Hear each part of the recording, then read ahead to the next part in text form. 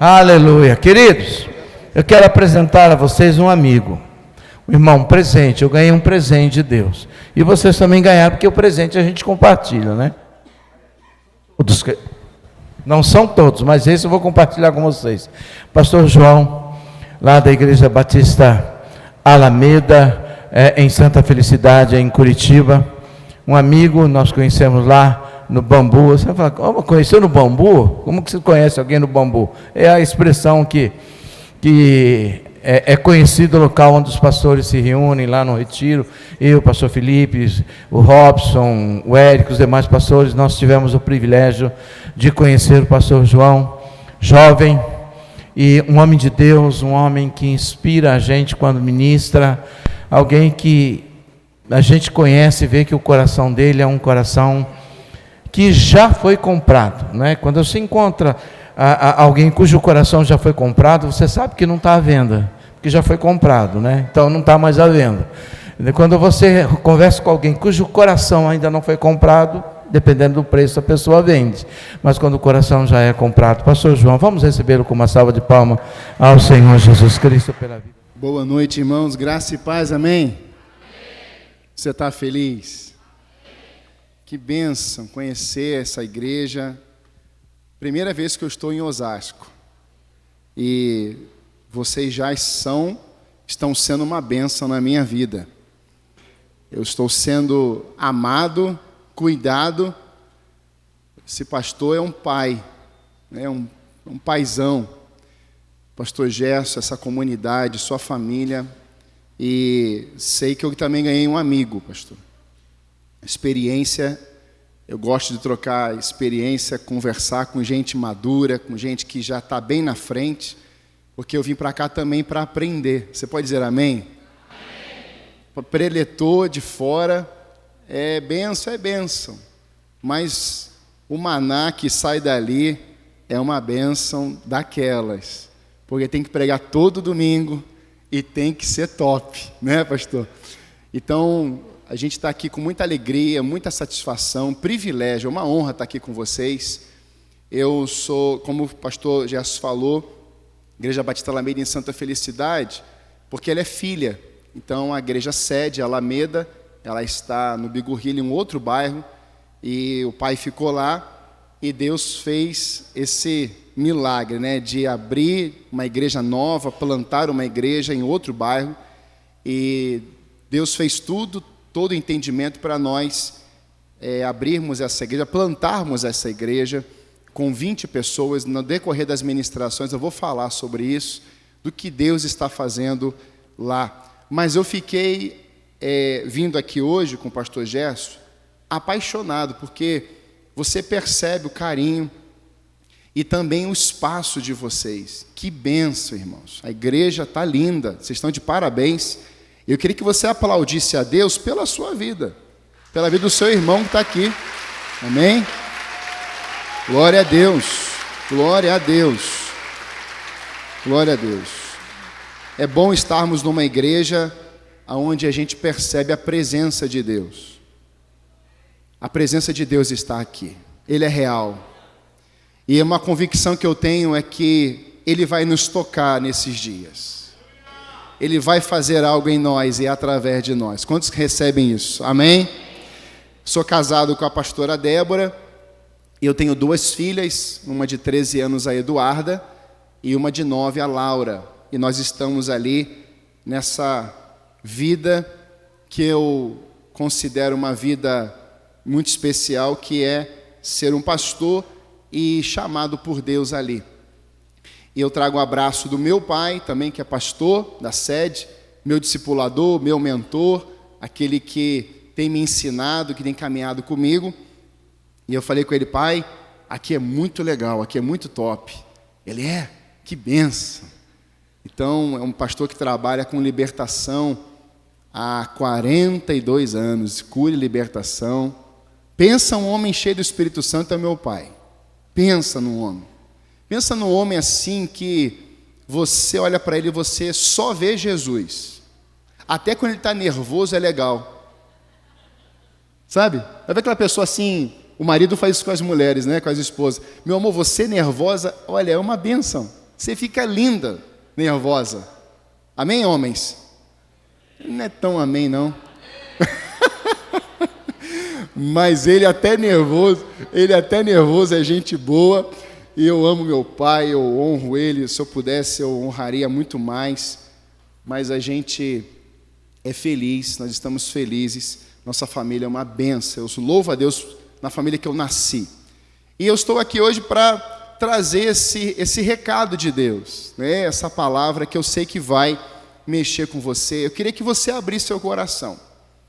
Se você puder fechar seus olhos, e se você puder colocar a mão no seu coração, fale assim com o Espírito Santo. Fale assim: amado Espírito Santo, eu abro o meu coração, eu abro a minha mente e as minhas emoções, para que a tua palavra faça total diferença em todo o meu ser. Eu preciso de ti. Eu estou desesperado pelo Senhor. Fala comigo, em nome de Jesus. Amém. Glória a Deus. Josué capítulo 3. Você poderia abrir a Bíblia comigo? Josué capítulo 3. Nós vamos estar falando hoje uma das ministrações, aonde eu vou eu prego essa ministração. Pedido que o Espírito Santo fez ao meu coração já há alguns anos, e tenho convicção no meu coração de que Deus, Ele está nos preparando hoje, Ele nos chama a um compromisso de santidade, porque amanhã Ele vai fazer maravilhas em nosso meio. Muitas vezes nós queremos experimentar coisas tremendas, queremos ver os prodígios, as maravilhas, os milagres, queremos ver a manifestação de Deus, mas muitas vezes nós não nos preparamos para esse tempo chegar. E às vezes quando esse tempo chega, alguns não conseguem ter a percepção espiritual e se perdem pelo caminho. Deus quer preparar uma igreja hoje, porque amanhã, quando Ele se manifestar em nosso meio, você vai ter a convicção: isso só pode ser obra de Deus. Eu creio que Deus não traz confusão. Eu creio que Deus é um Deus puro, santo, que quando Ele fala, o povo de Deus diz: sim, Senhor, eis-me aqui, eu vou realizar do jeito do Senhor, para a honra e glória do Teu santo e poderoso nome. Amém? E é por isso que Deus colocou essa ministração hoje, esse tempo de preparo. Vocês estão com essa temática, né? Influenciar, ser ativado pelo Espírito. E eu creio que antes de vermos muitas coisas, Deus quer ativar primeiro o nosso coração. Deus quer mexer primeiro em nós, tratar a nossa vida, mexer em algumas áreas, se não todas, para que Ele venha a nos encher e sejamos pessoas que venham a revelar o seu poder. Josué capítulo 3, texto muito conhecido, eu estou na versão NAA aqui, acompanha comigo, a partir do verso 1. Josué se levantou de madrugada, e tendo ele todos os filhos de Israel, partido de Sitim, vieram até o Jordão, e pousaram ali antes que passassem. Ao fim de 3 dias, os oficiais passaram pelo meio do arraial e deram ordens ao povo, dizendo: quando vocês virem que os sacerdotes levitas estão levando a arca da aliança do Senhor, seu Deus, saiam também do lugar em que vocês estão e sigam a arca. Contudo, deixem uma distância de cerca de 1 quilômetro entre vocês e a arca. Não se aproximem dela. Dessa forma, vocês saberão o caminho pelo qual devem ir, visto que nunca antes passaram por tal caminho. Josué disse ao povo: santifiquem-se, porque amanhã o Senhor fará maravilhas no meio de vocês. Diga amém, amém? Irmãos, nessa introdução, Deus continua procurando na terra pelo menos 3 tipos de pessoas: os adoradores, os intercessores e aqueles que vão revelar a palavra do Senhor. A Bíblia diz em Ezequiel que ele procurou um intercessor para se colocar na brecha e não achou ninguém. Em João 4, o texto diz que ele procura adoradores que o adorem em espírito e em verdade. Então ele está procurando, e se ele procura é porque ele quer achar. Ele quer achar nesses dias influenciadores, ele quer achar nesses dias discípulos. E o que é ser discípulo? É ter o compromisso implacável com a pessoa do Espírito Santo de Deus.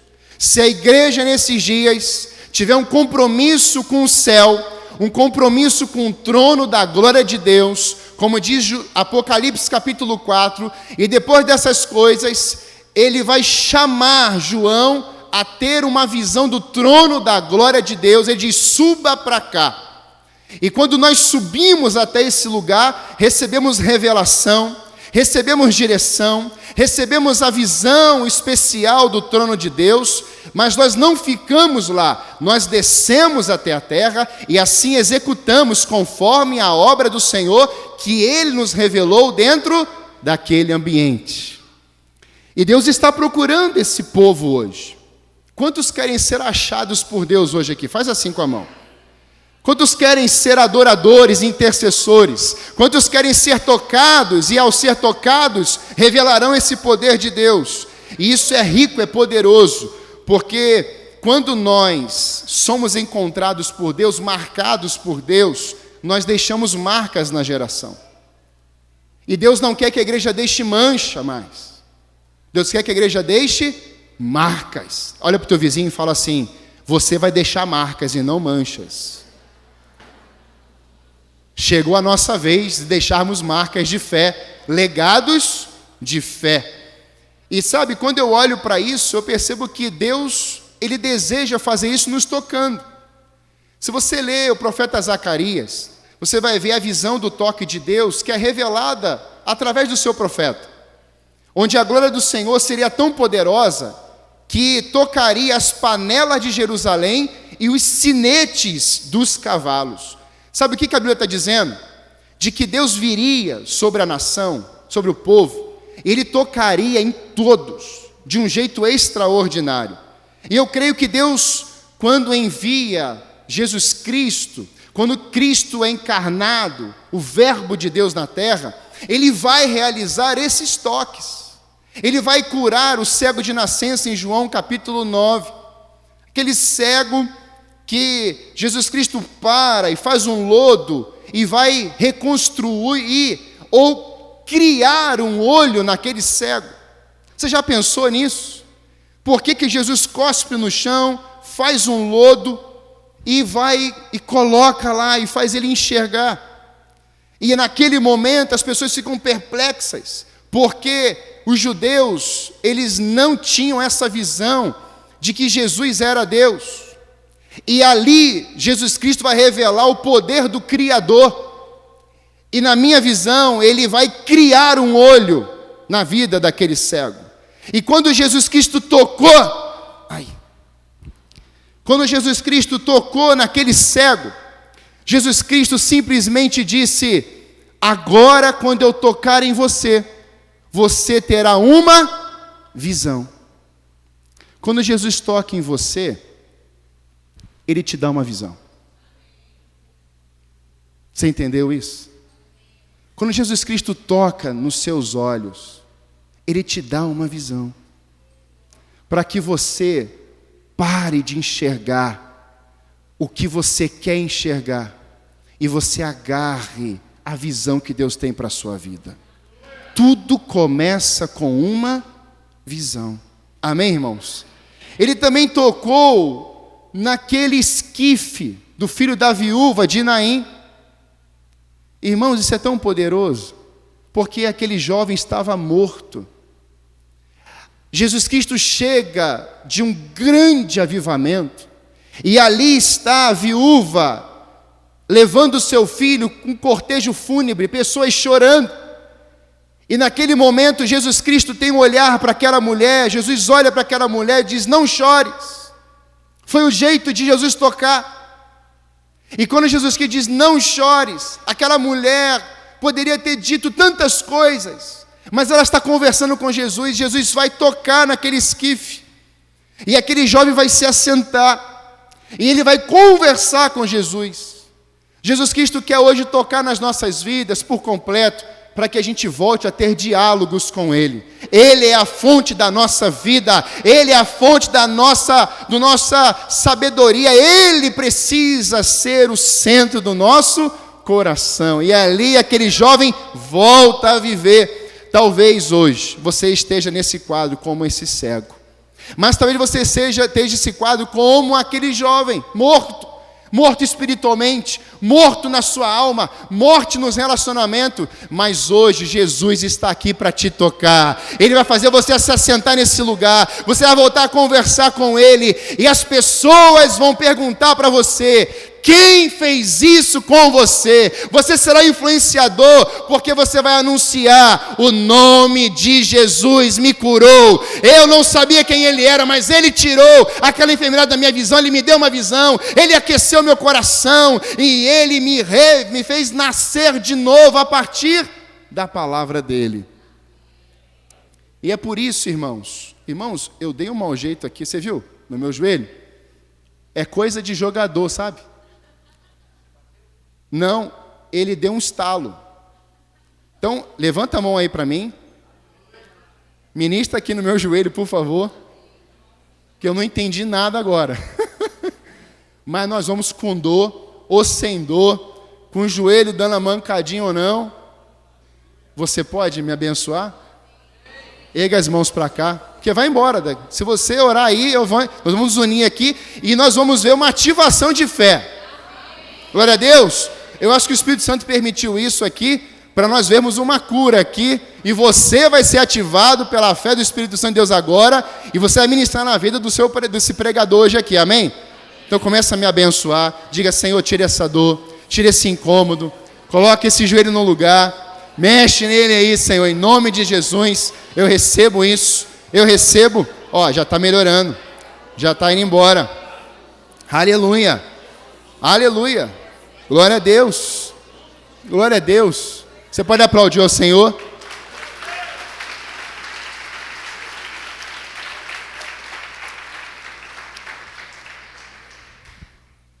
Como que a gente pode olhar para esse quadro da vida de Josué e vermos, através da fé, que o amanhã nós vamos experimentar obras maiores, as maravilhas do Senhor?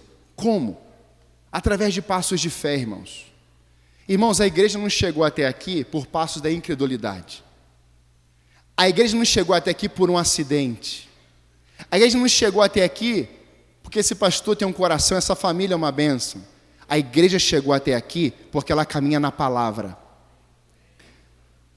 Ainda que eu ande pelos vales da sombra, não temerei, porque o Senhor está comigo.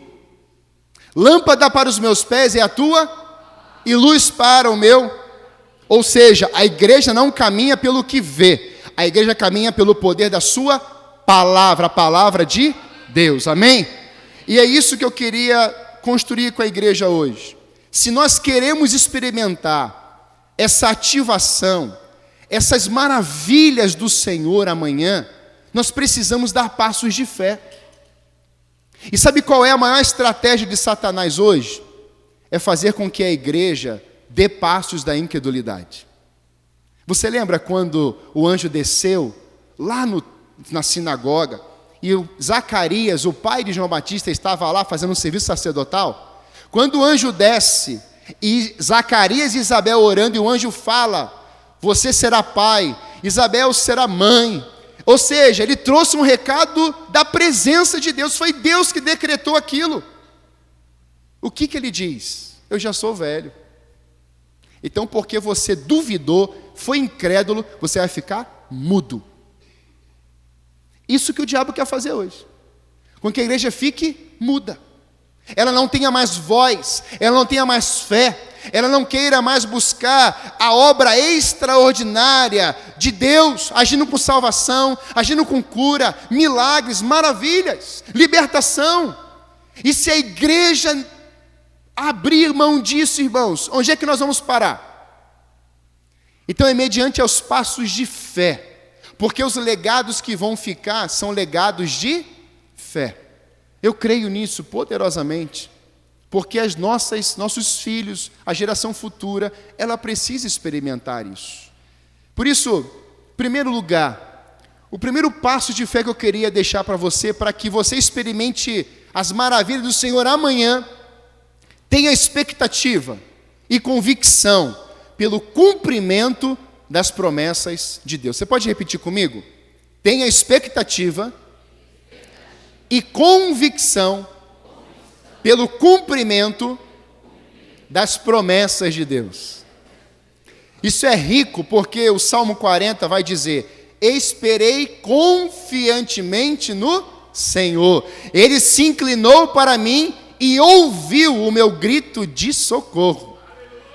O que é, irmãos, esperar confiantemente? Não é deitar numa cama e ficar assim, quando Ele agir, beleza. Não. Esperar confiantemente é uma espera ativa, é dizer: Senhor, eu sei que o Senhor vai agir, eu sei que o Senhor vai falar, eu sei que o Senhor vai tocar, eu sei, e você está interagindo com o Senhor. Haverá um tempo, Senhor, que o Senhor vai nos encher ainda mais, haverá um tempo, Senhor, que o Senhor vai descer como um vento impetuoso e vai soprar sobre as nossas reuniões. Senhor, eu creio que aquela célula vai se multiplicar. Senhor, eu creio. Então você está esperando confiantemente no Senhor, você está agindo, interagindo com a obra do Espírito Santo de Deus.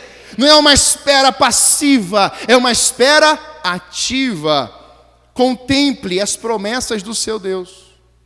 Olha o que diz Hebreus 11:11. Pela fé, Abraão e também Sara, apesar de estéril e avançada em idade, recebeu poder para gerar um filho, porque considerou fiel aquele que lhe havia feito quem fez a promessa? Deus. E quem fez a promessa para Josué? Deus. Quem fez a promessa para Moisés? Deus. Quem fez a promessa para Abraão? Deus. Quem fez a promessa para Sara? Deus. Quem fez a promessa para a igreja? Deus. Quem foi que fez a promessa da descida do Espírito Santo? Jesus Cristo de Nazaré. O Espírito estava lá, Jesus Cristo agiu na terra, mas houve um momento que Ele soprou sobre os discípulos o Espírito Santo de Deus. Mas houve um dia, lá em Atos capítulo 2, que o Espírito Santo desceu para nunca mais subir, porque houve um cumprimento de uma promessa. Quando Ele fala, acontece. Deus não é para que minta, e nem filho não é para que se arrependa. Quando Deus falar um decreto sobre a tua vida, vai acontecer para a glória dEle. Aleluia! O que Deus determina no céu, a igreja não pode eliminar, irmãos. Escreva isso no seu coração, anote na Bíblia, coloque lá um banner na sua casa. Como diz o profeta Abacuque, escrevendo nas tábuas, e quem passava de longe via. Quando Deus dá um decreto, a igreja não pode eliminar.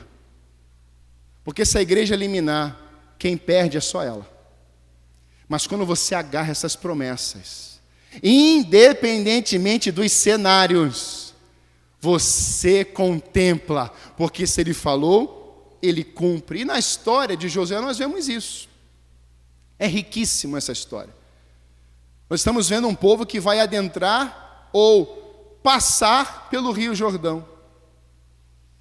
E quando a gente olha para a história da vida de Josué, ele revelou e ele passou por momentos de ouvir promessas, de agarrar promessas e enxergar depois com os seus próprios olhos o cumprimento delas. Você vai lembrar que ele vai exercer essa atitude de contemplar e fixar os olhos nas promessas do Senhor bem novo. Lembra quando Moisés vai separar 12 líderes das tribos? Ele vai enviar para espiar a terra prometida. Quando eles chegam lá, eles têm um cenário, eles estão vendo cachos de uva, eles estão vendo que a terra é maravilhosa, eles estão vendo que a terra é frutífera, e era exatamente como Deus tinha dito para Moisés e também para Josué. E o dito de Deus era: vocês vão verificar, só isso, vocês não vão pegar nada, vocês só vão verificar, ou seja, vocês vão enxergar. Vocês vão enxergar, vocês vão trazer o relatório, e o povo vai celebrar, e o povo vai adentrar aquela terra. Irmãos, eles foram para lá, e eles viram tudo isso. Mas quando eles estão retornando, alguns estão escrevendo um relatório assim: olha, a terra é boa, ela é maravilhosa. Mas alguns, que são 10, decidiram colocar no relatório que tinham gigantes. Tinha dificuldade, a terra era maravilhosa, mas tinha impossibilidades, tinham as barreiras.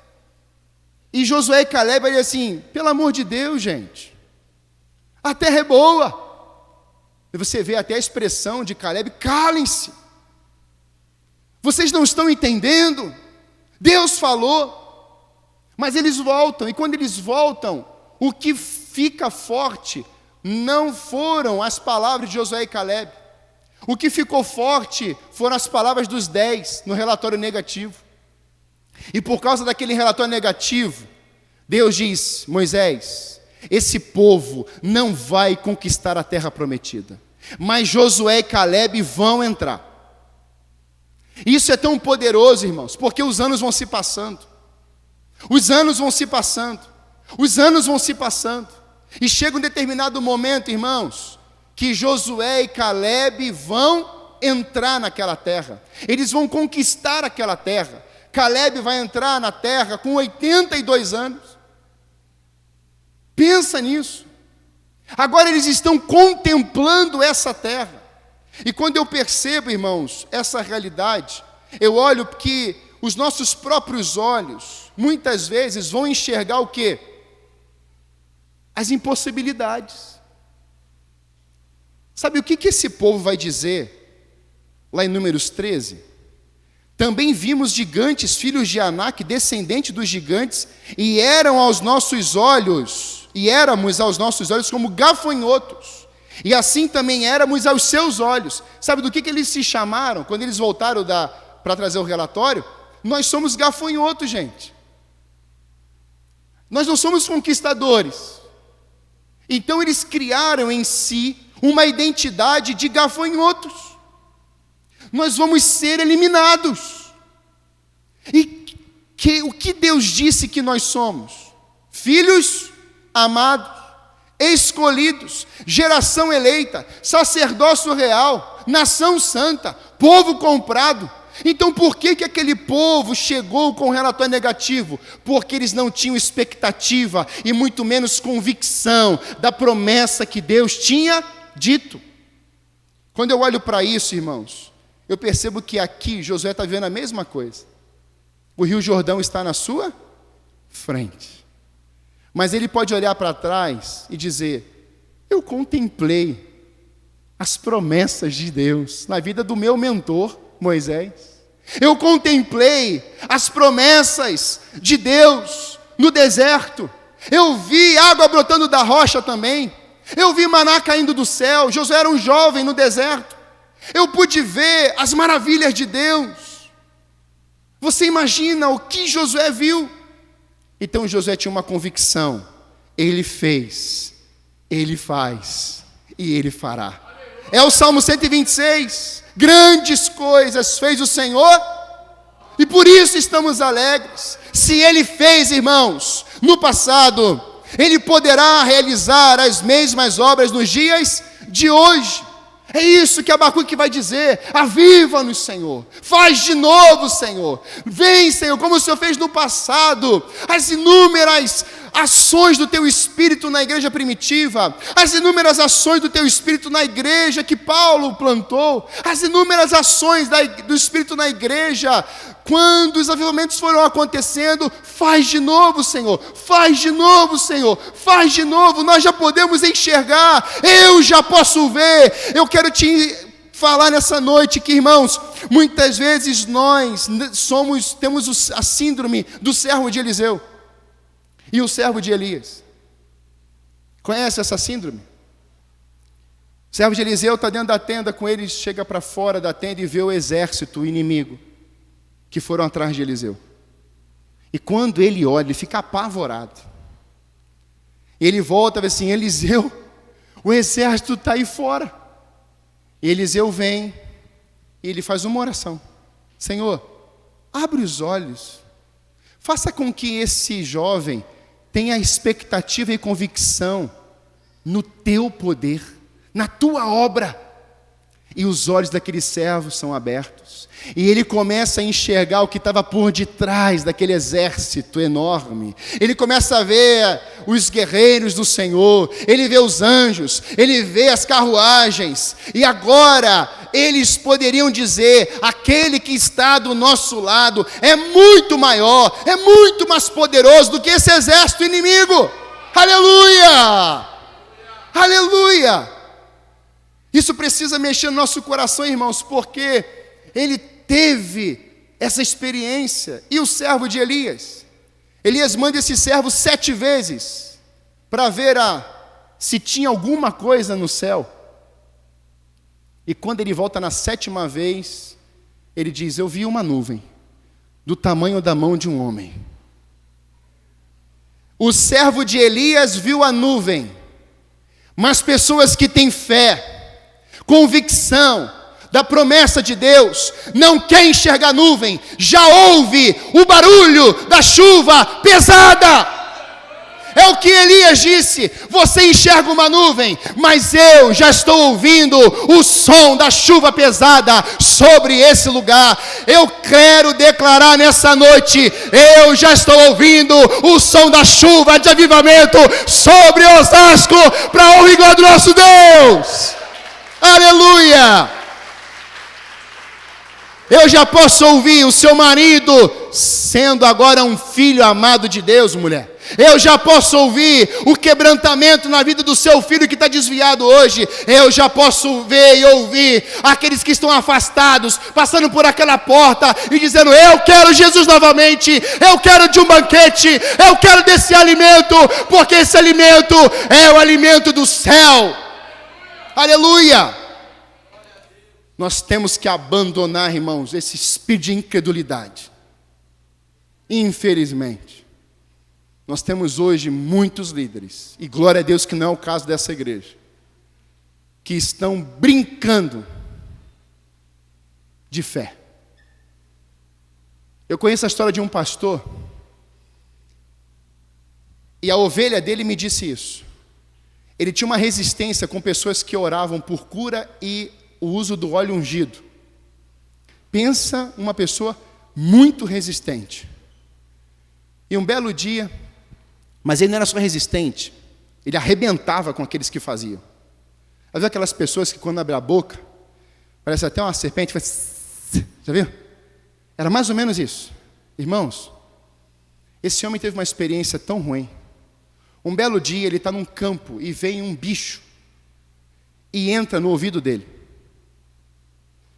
E quando ele foi para o hospital, conseguiram tirar todo esse bicho, parecia um besouro. Ninguém conseguiu decifrar o que era o bicho, mas parecia um besouro. Só que esse bicho, quando entrou no ouvido dele, lançou dentro do ouvido dele um líquido. Tiraram o bicho, fizeram a limpeza, e depois de 15 dias, essa parte dele começou a escurecer. E foi escurecendo, e foi escurecendo, e ninguém sabia o que era. Ele no leito de morte, dentro de um hospital, numa UTI. De quem você acha que ele lembrou? Daqueles que oravam com o óleo. E louvado seja Deus, irmãos, porque aquele homem teve um encontro, não com óleo, Mas ele teve um encontro com Deus.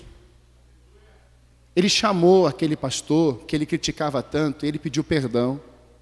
E ele pediu para aquele pastor ministrar na vida dele com óleo. Aquele homem morreu. Poxa, pastor.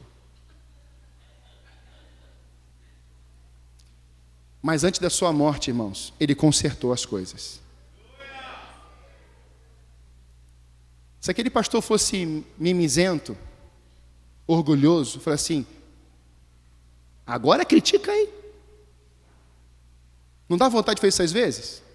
Ah, você estava no Instagram falando mal de mim, benção. Ah, você foi no Facebook, ó. Não, irmãos. A igreja não luta contra pessoas.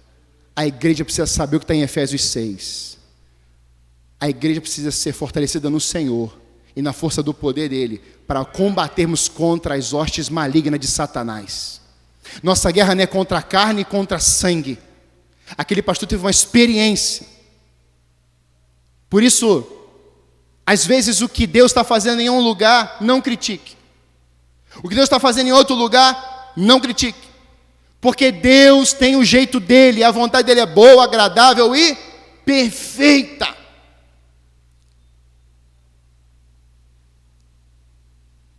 Às vezes nós somos assim, perdemos a fé. Mas sabe o que Josué agarrou? Josué agarrou o seguinte texto: Josué, o meu servo Moisés está morto. Agora, pois, você e este, preparem-se para atravessar o rio Jordão, a terra que eu estou para dar aos israelitas. Todo lugar em que puserem a planta do pé, eu darei a vocês, como prometi a Moisés. Sabe o que Josué faz? Eu agarro essa palavra, Senhor, eu coloco ela no meu coração, independentemente de qualquer circunstância, o Senhor falou, e se o Senhor decretou, vai acontecer no meu tempo. Quando ele chega no Rio Jordão, irmão, o Rio Jordão está lá, mas ele traz à memória as promessas, ele traz à memória o cumprimento dessas promessas na geração dele. Nós temos que andar, irmãos, com pessoas que venham a influenciar com fé. Quais são as suas referências? Quem são suas referências? Às vezes nós estamos dentro das referências equivocadas. Quem foi a referência de Eliseu? O profeta que foi arrebatado. Um profeta que lutou, só ele e Deus, contra os profetas de Baal e Azerá. Só ele. E o povo de Israel calado. Mas Deus está separando, irmãos, aqueles 7.000 que estão guardados em nome de Jesus. Tem gente que está lá no esconderijo de Deus, como o Davizinho. Tem gente que está sendo forjado, trabalhado. E haverá um momento, meu irmão, que Deus vai te achar, como Ele já te achou. Ele vai assim: agora chegou a sua vez, Davi, porque Saul não me honrou, mas você vai me honrar. Homem segundo o meu coração. Homem que quando pecava, ia para a presença de Deus e se arrependia genuinamente. Por isso que Lucas em Atos vai dizer: homem segundo o meu coração. O nome de Davi vai aparecer no livro de Atos, onde a igreja experimentou o maior avivamento da história, em Atos 2. Esteja no lugar que Deus estabeleceu. Você pode falar isso em voz audível? Esteja no lugar que Deus estabeleceu. Irmãos, essa questão de fé, expectativa e convicção. Expectativa, você fica esperando ativamente, você sabe que vai acontecer. Mas convicção é ter certeza, é convicção, vai. Eu espero, interajo, mas depois eu creio que vai. Quando nós estávamos na igreja, há 4 anos, quase 5 anos atrás, eu saí da igreja sede e nós estávamos na juventude há 10 anos. E eu fui pregar numa igreja pela primeira vez, num bairro não muito longe. O pai tinha pedido, e eu levei 100 jovens comigo para esse lugar, para abençoar aquela comunidade. E quando eu cheguei, eu olhei para a esposa ela era a pastora da igreja, e o esposo dela também era pastor. Mas quando eu olhei para ela, sabe quando Deus faz um download da vida? E no meu coração veio uma mulher extremamente enferma. Extremamente enferma. Pensa aquela pessoa que investiu do bolso, pastor, 400 mil reais num espaço. Eles eram juízes aposentados. E investiram muito. Mas eles foram muito tempo usados. Usados literalmente. E essa mulher colocou dentro de si essas feridas e ela carregou durante muito tempo isso. E quando Deus me levou lá, eu fiz essa leitura, o Espírito Santo me deu essa visão, muito clara. E antes de acabar o culto, eu tinha pregado 20 minutos, e o Espírito Santo assim, agora você fecha. Eu fechei a Bíblia assim, e Deus pediu para que todas as pessoas que estavam no ambiente fossem abraçá-la. Coloquei uma cadeira no meio, e chamei a juventude, quem estava lá, abraçando e pedindo perdão. Já viu uma pessoa desconfigurada de tanto chorar? Aquela mulher não conseguia ficar de pé. As pessoas tinham que segurar ela. Eu falei assim, segurem ela e todo mundo vai abraçar essa mulher. Até o último. E aí quando a gente acaba o culto, nós vamos lanchar. E Deus falou para ela, você será pastor aqui. Eu falei, hã? Eu falei assim, a senhora está muito equivocada. E assim começou uma maratona de jejum e oração. E nós oramos, e depois de 3 meses, meu pai me chama de manhã e fala assim, meu filho, você está orando pelo quê?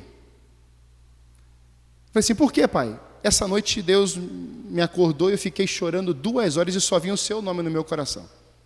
Pelo que você está orando? Eu disse, vamos no parque. A gente foi correr. E aí, quando eu cheguei no parque, eu falei assim, pai, eu estou 3 meses orando para Deus falar para o Senhor e trazer uma resposta ao seu coração de uma decisão que eu preciso tomar. Eu não queria tomar essa decisão e Deus ia falar com o Senhor. Ele falou assim, a respeito da igreja lá? Eu falei assim, pois é, meu filho. Eu creio que Deus está te direcionando. E começou um trabalho. Comecei a pregar lá e Deus foi fazendo, irmãos. E depois de 2 anos nas 2 igrejas, eu não aguentava mais. Então eu decidi, juntamente com toda a liderança, abrir mão da juventude, que era, pensa um ministério, pastor Felipe. Sabe aquele xodózinho? Sabe? Que você não quer largar? É o teu Isaac, praticamente. Você não quer largar. Juventude realizando caminhadas de oração com 100, 200 nas ruas, no meio dos bares. Um avivamento acontecendo, eu estava maravilhado. Aí Deus falou assim, agora vai cuidar, como Felipe fez, de um povo, bem pequeno, bem reduzido, e levanta outro aqui. Eu já levantei outro. E nós fomos, irmãos, e começamos a igreja.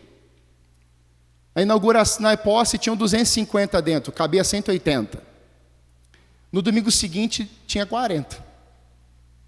Eu falei assim, eu acho que o Senhor errou comigo. Sabe aquele espírito assim de ousadia e fé? Não estava aqui dentro. E eu falei assim, meu amor, eu acho que a gente se precipitou. Aí vem a profetisa e fala assim, e por um acaso Deus erra, amor? Tem um pastor que prega de vez em quando lá na igreja, chamado João. Tem que ouvir as mensagens dele. Ele falou semana passada sobre fé para a igreja. E eu falei assim, meu Deus, que coisa louca. E ali nós começamos esse trabalho e fomos desenvolvendo a igreja. Depois de 1 ano de igreja, a pandemia chega. Eu falei assim, meu Deus, é agora que fecha mesmo. É agora. E alguém disse assim, eu acho melhor você fechar e você voltar para a sede com todo mundo. Meu nome era um nome corrido pela igreja para eu ficar no lugar do meu pai. Eu falei assim, olha, até que a ideia não é ruim. A ideia é boa. Aí no meu coração eu falei assim, lembra do que eu te disse? Você falou para mim o quê? Se o Senhor não for comigo, não me envie. E eu estou com você aqui. Então você vai abandonar? Eu falei assim, de maneira nenhuma, Senhor.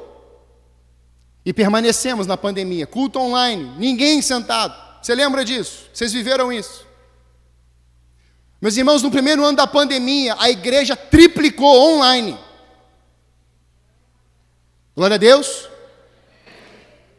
Quando foi autorizado 15% em Curitiba, Curitiba estava muito rigoroso. 15%, eu já achei estranho quando o povo retornou. Que eu vi um movimento estranho, diferente. Quando foi para 35%, o meu coração veio assim, procura um lugar novo. Isso 3 anos de igreja. E eu falei assim, Senhor. Foi para 50%, já vizinho reclamando de carro parado na rua, na frente do portão. E eu já estou procurando terreno, já estou procurando lugar, já estou procurando lugar, já estou procurando lugar. Eu falei assim, Senhor, o Senhor tem que achar esse lugar para mim. É o Senhor que está mandando esse povo, nós precisamos de um endereço novo. E Deus falou assim, semeie esse templo aqui, na vida de um pastor que quer esse lugar. Eu falei, hã? Semeie esse lugar aqui. E eu chamei um pastor amigo, eu falei assim, olha, Deus mandou eu semear esse lugar na tua vida, e é bom você não questionar, nem perguntar, porque é capaz de eu desistir rapidinho disso. Aí ele fez aquela cara de espanto, né? Como assim? É isso aí. Então, vamos orar aqui, eu vou te entregar a chave, o que você quiser ficar, fica, e eu vou procurar um outro lugar. E oramos naquela tarde. Senhor, o Senhor falou para semear na vida dele, eu estou semeando, mas eu não tenho ainda o lugar, Senhor. Então, Senhor, por favor, eu estou entregando essa semente aqui na terra, na vida do teu servo. Então, por favor, coloca a mãozinha aqui e abençoe a gente. Porque tem um povo para ser cuidado. Quando a gente diz em nome de Jesus, amém, o meu celular vibra. Era minha esposa. Amor, achei um endereço, era um link. Eu cliquei no link, era um prédio. Eu falei assim, amor, o que é isso? É um lugar, vai lá ver. Ligo para a imobiliária, a imobiliária diz assim, quem atende o telefone? O dono da imobiliária. Não foi o funcionário, foi o dono. Eu falei assim, olá, seu César, tudo bem? Eu sou o João, eu estou procurando um lugar, eu achei esse lugar, eu gostaria de ver, é possível? Ele falou assim, olha, eu estou indo para lá, daqui a 15 minutos eu chego lá. Eu falei assim, eu estou indo também, chegamos juntos. Irmãos, parecia que eu conheci aquele homem há 20 anos. Eu dei um abraço nele. Quando ele levantou aquelas portas, né, de garagem, de loja, quando ele levantou, que eu olhei o espaço, mais ou menos assim, igual o de vocês, ele só é mais alto. Sabe, um lugar que não tinha nada, e eu vi a multidão de gente lá dentro? Sabe quando você vê as crianças correndo, você vê ouve a música tocando, você ouve a adoração, você vê o pessoal, o barulhinho, né, dos cristãos, e aí, como é que você está? O abraço, o bater palma, eu comecei a ouvir essas coisas, e Deus trouxe essa visão, e essa audição lá, do servo de Eliseu e do servo de Elias, e eu falei assim, seu César, eu já posso ouvir aquilo que Deus vai falar e fazer no nosso meio aqui, seu César. Ele falou assim, olha jovem, eu não sei o que você ouviu, o que você está vendo, mas se é de Deus, vai acontecer. Para a glória de Deus, irmãos, nós fechamos o contrato, depois de 8 meses de negociação e prefeitura e alvará, o outro pastor esperou, nós fizemos uma reforma em 30, fala comigo assim, 30 dias. Investimos 350 mil, sendo que no caixa só tinha 85 mil. A matemática do céu tem nada a ver com a terra. Fala para o teu vizinho aí. A matemática do céu não tem nada a ver com a terra. Glória aí, ó. Tem gente que está entendendo, irmão. Entramos no lugar, 30 dias. Eu tinha 30 dias para a reforma e 30 dias para entrar, para a gente não pagar 2 aluguéis. Entramos. Na semana eu levei a igreja, os líderes, e fizemos um coral dentro do salão. Eu olhei para o espaço e falei assim, Senhor, está faltando tanta coisa aqui. Era na semana. E as primeiras semanas de janeiro nunca mais serão as mesmas. Nós inauguramos, irmãos, 3 celebrações em um espaço que comportava 100 pessoas. Para a glória de Deus, hoje eu consigo colocar 450 cadeiras, com ar-condicionado nas 12 salas, no templo central, estacionamento. E sabe o que é lindo de ver? É o que Deus está fazendo na comunidade. A gente faz caminhada de oração lá, pastor. A gente vai pelas ruas com 100, tocando violão e cantando. E a comunidade para na janela. Eu fiz na pandemia com um rapaz, com um carro de som. A gente parava em frente, Curitiba tem muitos prédios. Então eu parava com ele, com o carro. A gente colocava o microfone, ele um violão. A gente chamava o pessoal para a janela e a gente cantava, serenata de amor, canções na janela. E a gente cantava, e eu fazia uma palavra de 3 minutos. E se você que está entregando sua vida a Jesus, pisca a luz do seu apartamento. Parecia pisca-pisca, árvore de Natal. Tem vídeos, está lá no Instagram. Depois eu te mostro. Pensa no número de salvação que eu nunca vi, nem na igreja e nem em estádio. Eu vi dentro dos prédios. E nesse dia a gente foi caminhar e andar. E Deus começou a ministrar meu coração. Pare naquela esquina lá. Pare naquela esquina lá. Eu parei na esquina, quando a gente começou a cantar e a orar, veio um casal, moradores da região, falou assim, vocês estão fazendo exorcismo aí? Eu falei assim, sim e não. A gente está orando e cantando. Olha, esse lugar que vocês pararam, todo santo dia vem um grupo, aliás, toda sexta-feira vem um grupo aqui e faz um monte de coisa aqui. E a gente não aguenta mais. E aí vocês vieram para cá e começaram a adorar. E a gente não conseguia ficar dentro de casa. A gente não conseguia ficar preso dentro de casa. E esses louvores foram entrando pelas janelas, pelas portas. E a gente começou a chorar dentro de casa. E ele falou assim, onde é que esse povo está? Eu tenho que ir, nós temos que ir até eles.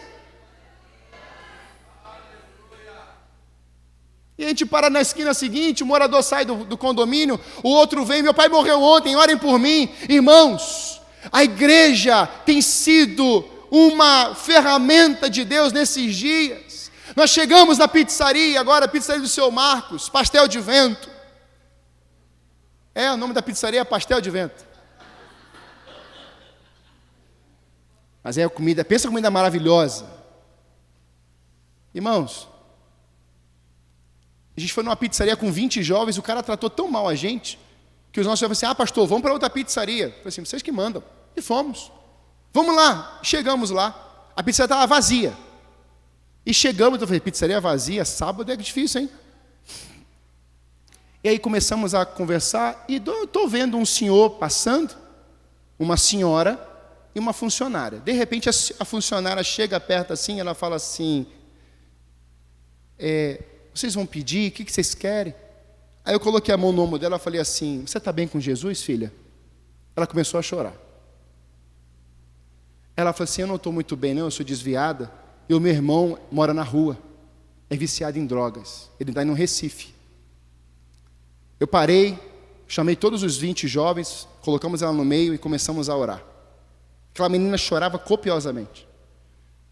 Mas eu não sabia que o proprietário, o seu Marcos, estava na porta desse salão, chorando com a mãozinha assim, irmãos. Um católico apostólico romano, com a mãozinha assim. E eu olhei para ele olhou para mim, eu falei assim, eu quero ser seu amigo. E ele, e eu também. Palavra, eles já foram na igreja, a esposa já quer ficar, e a funcionária voltou para Jesus, já se reconciliou agora. E nós estamos numa live de jejum e oração já há algum tempo. O irmão dela que estava na rua foi achado ontem. Você podia aplaudir a Deus? E ele decidiu se internar. Ele falou assim, eu estou voltando e eu quero ser internado, eu não quero mais ver as drogas.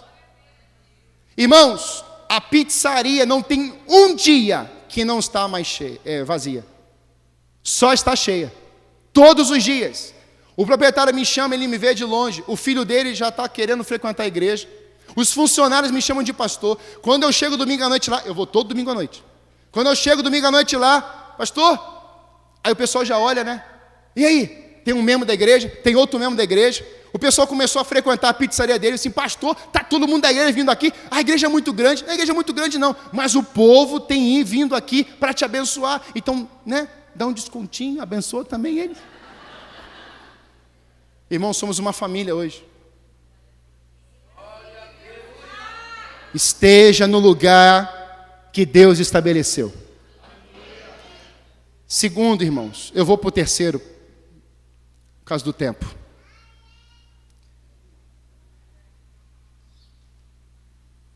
Quando eu falo tem expectativa e convicção pelas promessas de Deus.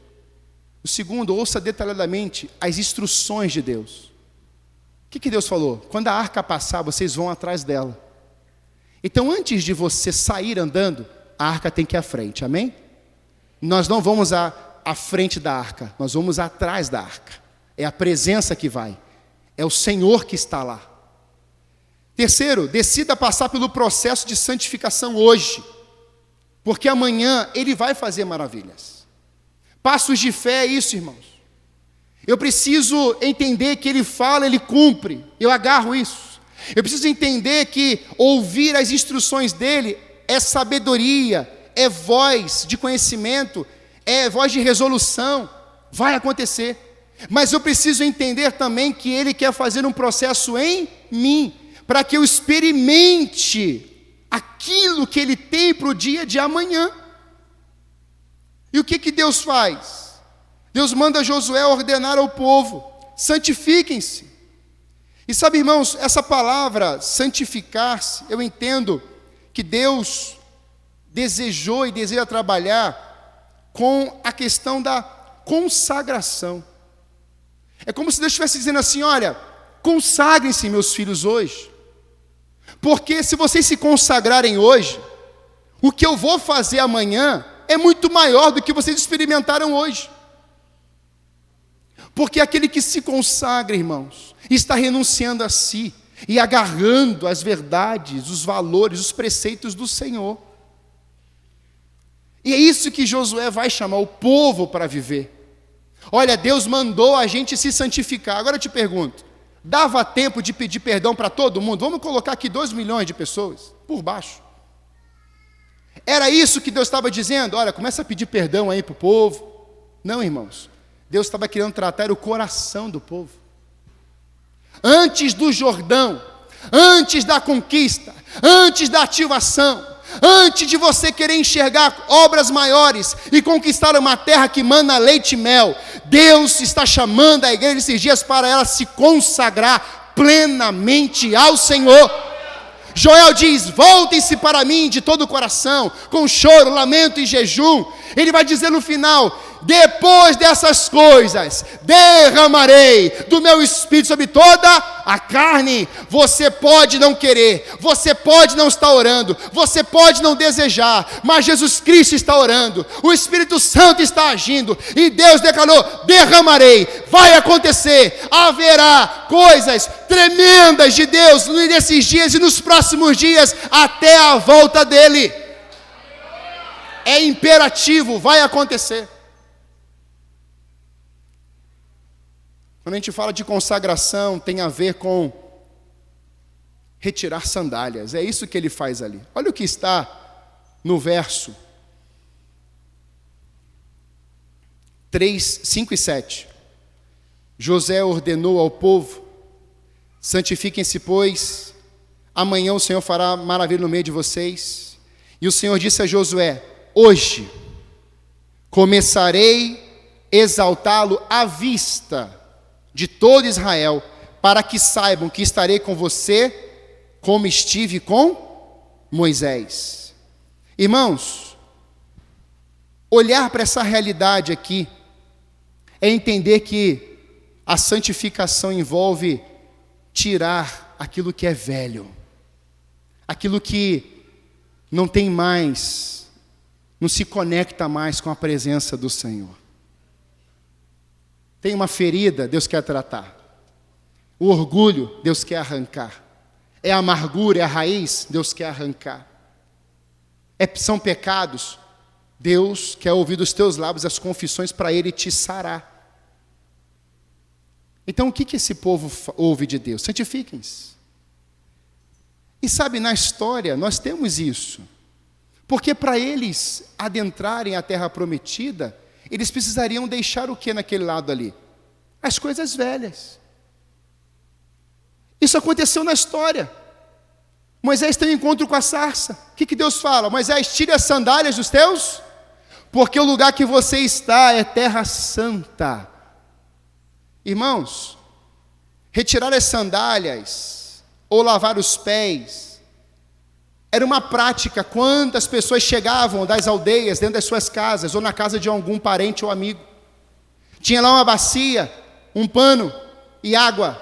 Jesus fez isso com os discípulos, lavou os pés. E só poderia entrar na casa e qualquer cômodo se os pés fossem lavados. Purificação, consagração, santificação. O que Deus está mostrando agora para esse povo é: Moisés deixou as sandálias na sarça. O passado de Moisés ficou na sarça. A santificação foi experimentada por Moisés. Ele deixou as sandálias, e sandálias representam controle. Sandálias representam aquilo que está entre Deus e os homens, Deus e a minha vida. Passado, Moisés ainda era um assassino quando ele vai na sarça. E quando ele deixa as sandálias, Deus estava dizendo: Moisés, o teu passado fica nessa sarça. E agora eu te levanto como um profeta, e você vai chegar diante de Faraó, e vai dizer que o grande eu sou te enviou nesse lugar. Não é o Deus que faz só, primeiro é o grande eu sou. Deus estava tratando Moisés. E a sarça na nova aliança é o que, irmãos? A cruz. Aonde fica o teu passado, aonde ficam os pecados, onde ficam as transgressões. Ele te dá uma nova identidade a partir de Cristo Jesus. Coisas velhas já passaram, eis que tudo Ele fez novo. Você é uma nova criatura em Cristo. Então a sandália ficou na sarça. E é riquíssimo, porque diante disso, irmãos, nós olhamos para a história e nós vemos que Josué vai experimentar isso também. Olha o que está em Josué 5, de 13 a 15. Você é um dos nossos ou um dos nossos adversários? Porque havia aparecido um homem, um guerreiro, bem armado, de pé, na muralha, com a espada desembainhada, quando eles estão ali, depois do Jordão. Ele olha aquilo, e ele vê esse homem. Esse homem vai dizer: não, eu sou um comandante do exército do Senhor. Imediatamente Josué se prostrou com o rosto em terra, em sinal de respeito. E Josué perguntou: que mensagem o meu Senhor tem para o seu servo? Qual a instrução agora? Josué está perguntando. O comandante do exército respondeu: Josué, tire as sandálias dos teus pés, pois o lugar que você está é santo. E Josué as tirou. Aonde ia a presença de Deus estava com ele.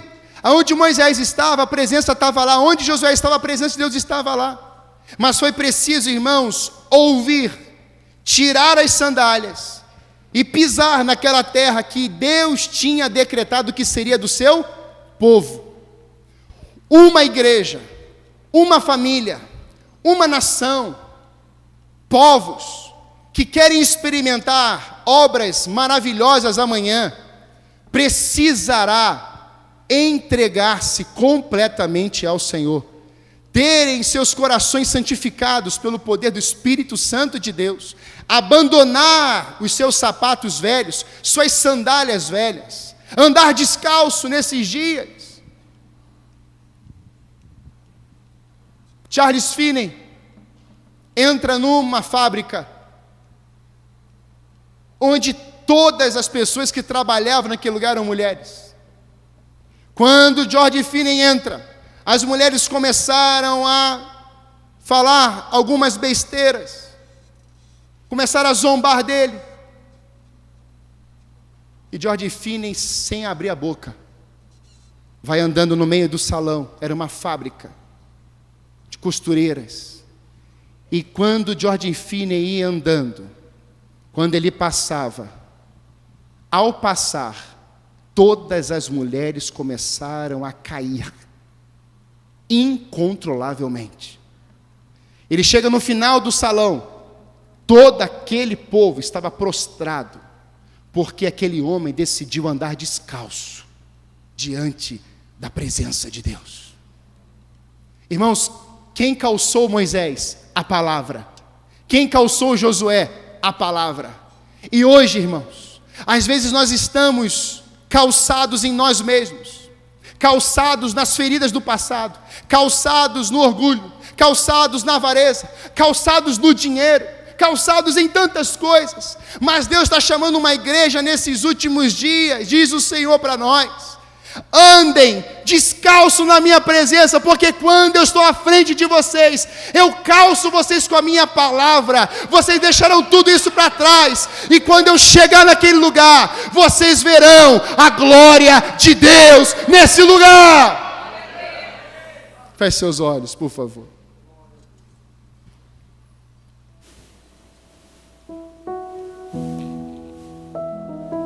Durante muito tempo eu andei com os sapatos da religiosidade. Eu queria andar com os sapatos da riqueza. Com 13 anos eu orava para ser rico, morei em boca de favela. Mas houve um dia que eu tive um encontro com a sarça. Houve um dia que eu ouvi a voz de Deus e Ele disse: meu filho, você é um avivalista. E não pense você que todos os dias o diabo fica colocando: você não é nada. Só que eu agarrei as promessas de Deus, eu ouvi a voz de Deus, e eu tirei as minhas sandálias velhas para ser calçado pelo poder da palavra. Quer ver milagres? Quer ver obras maiores? Quer ver as ativações do Espírito? Então deixe sandálias velhas hoje. Sabe, todos os dias, quando eu chego da igreja ou de algum lugar, eu tomo um banho, e quando eu vou para o meu tempo de secreto, eu falo: Senhor, me perdoe, purifica-me, eu te consagro, eu te peço perdão pelo que eu fiz de errado nesse dia. Eu deixo as minhas sandálias velhas, Pai, desse dia aqui na sarça, porque eu quero experimentar as obras maiores amanhã. E no dia seguinte eu deixo os sapatos velhos de novo lá na sarça, porque eu quero experimentar obras maiores amanhã. Senhor, eu não quero ficar colecionando coisas para mim, mas até as vitórias eu quero deixar na Tua presença, até as coisas extraordinárias, porque o meu coração é enganoso, Senhor.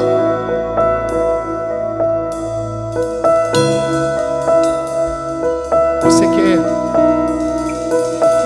enxergar as maravilhas do Senhor amanhã? Nessa noite, se o Espírito Santo falou no teu coração, como um ato simbólico,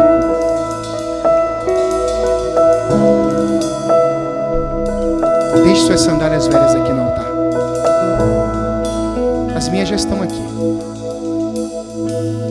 mas eu queria deixar as minhas sandálias velhas, espiritualmente, emocionalmente, pecados, falas, ações.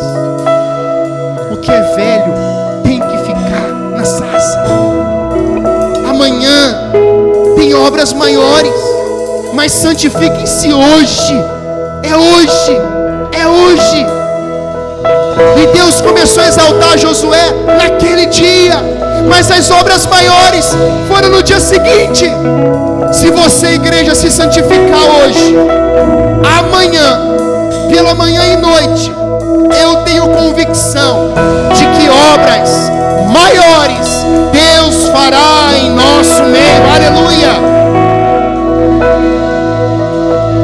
Onde é que estão suas sandálias velhas? Se nessa noite você quer usar dessa figura, desse símbolo, enquanto nós estivermos cantando, eu queria que você deixasse o seu lugar e você trouxesse suas sandálias, os seus sapatos, como eu estou fazendo aqui, e deixasse no altar. Senhor, aqui está representando essas dores que eu carrego há anos. esses pecados. Eu não consigo perdoar, está aqui, Senhor Deus, minhas sandálias velhas. Senhor, as maldades do meu coração está aqui, Senhor. A minha indiferença, minha ausência de honra ao próximo, o amor ao próximo, o amor a Ti. As minhas demandas serão colocadas aqui no altar, porque eu vou priorizar o Senhor. No meio dos louvores Deus habita. E quando nós começarmos a adorar, deixa o Espírito ministrar teu coração. E vamos fazer esse movimento santo, porque Ele está aqui em nosso meio. Oh Senhor, venha sobre nós. Obrigado por assistir mais um dos nossos cultos online. É muito bom ter você conosco.